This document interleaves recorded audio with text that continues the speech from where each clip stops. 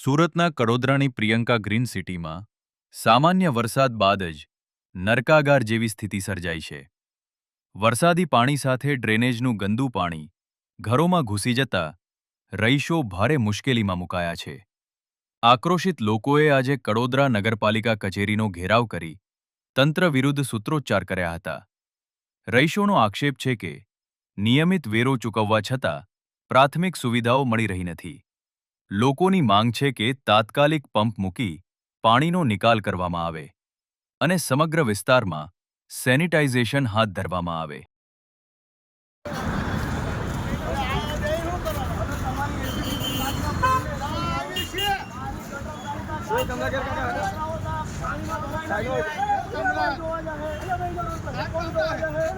તમે કારોમાં બેસીને જાઓ છો, મોટી મોટી ઓફિસોમાં બેહો છો, સારું કામ કોણ કરશે?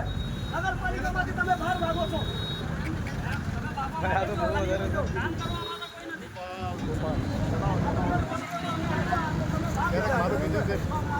ક્યારેક મારું માઇન્ડ